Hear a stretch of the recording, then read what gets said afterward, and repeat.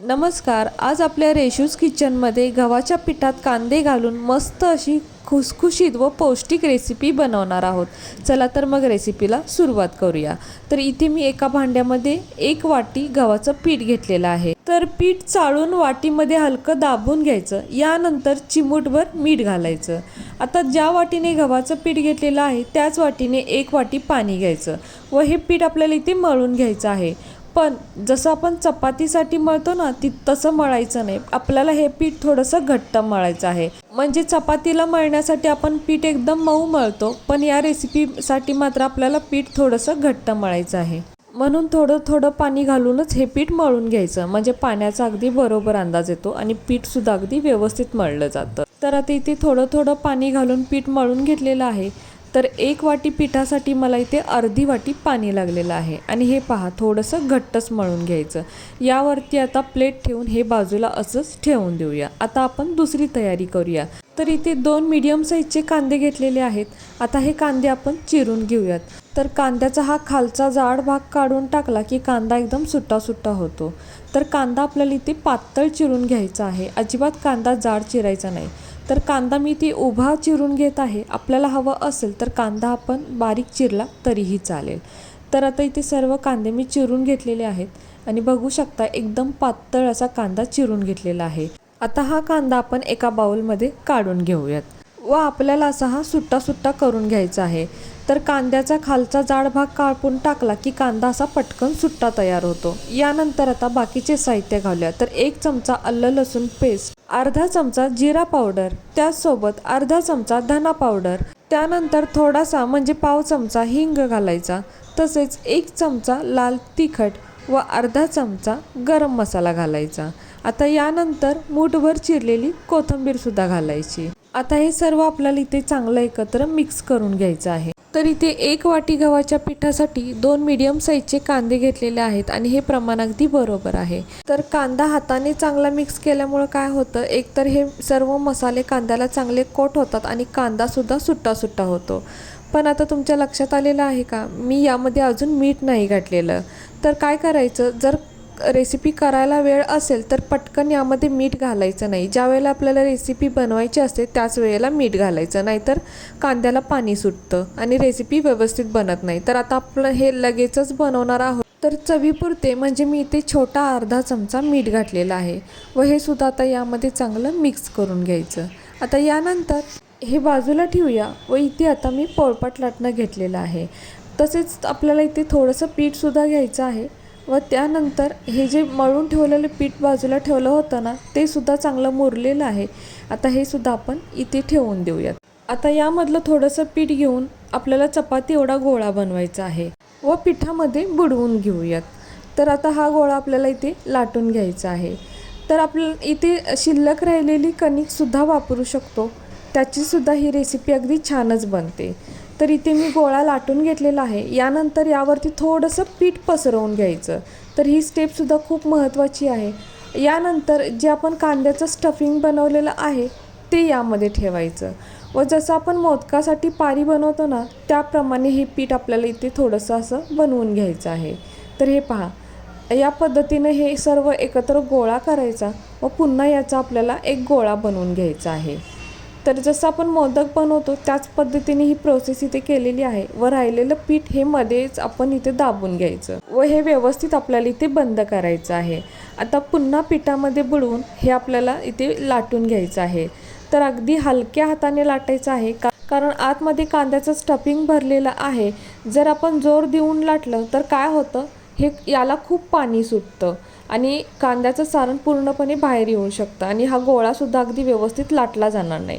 तर हे पहा, अगदी हलक्या हातानं जसं मी लाटत आहे त्याच पद्धतीने आपल्याला इथे लाटून घ्यायचं आहे. किंवा पुरणपोळी बनवताना जसं पुरण आपण पिठामध्ये भरून गोळा लाटून घेतो त्या पद्धतीने लाटलं तरीही चालेल. तर इथे आता चपातीपेक्षा थोडंसं जाड लाटलेला आहे, खूपसुद्धा जाड ठेवायचा नाही. तर हे पहा, इथे आपला पराठा लाटून तयार आहे. आता इकडे गॅसवर एक तवा ठेवायचा. तवा थोडा गरम झाला की सुरुवातीला यावरती थोडंसं तेल लावून घ्यायचं व हे थोडंसं पसरून घ्यायचं, म्हणजे पराठा तव्याला चिकटणार नाही. आता आपण हा पराठा भाजून घेऊयात. तर गॅसची फ्लेम आपल्याला इथे मीडियम ठेवायची आहे व हा पराठा हे पहा अशा पद्धतीने आपल्याला भाजून घ्यायचा आहे। तर एक साईड थोडीशी भाजल्यानंतर हा पराठा आपण पलटून घेऊया व ही जी दुसरी साईड आहे ना ती अगदी व्यवस्थित चांगली भाजून घ्यायची आहे। तर आता या दुसऱ्या साईडला आपण थोडंसं तेल किंवा तूप लावून घ्यायचं किंवा बटर लावून घेतलं तरीही चालेल, एकदम टेस्टी तयार होतं। आता यानंतर पुन्हा हा पराठा आपण पलटून घेऊया व या साईडला सुद्धा आपल्याला इथे थोडंसं तेल लावून घ्यायचं आहे किंवा तूप लावलं तरीही चालेल। तर जर असं जमत नसेल तर पराठा पूर्ण भाजून घ्यायचा व एका प्लेटमध्ये काढून घेतल्यानंतर आपण याला तूप किंवा बटरसुद्धा लावू शकतो। तर हे पहा आता पराठा किती छान आपला तयार झालेला आहे आणि याचा घमघमाट सुटलेला आहे। खूप छान टेस्टी असा पराठा इथे तयार होतो। तर पराठ्याची ही जी साईड आहे ना ती अगदी व्यवस्थित भाजून घ्यायची आहे, कारण आपण कांदा इथे कच्चा वापरलेला आहे।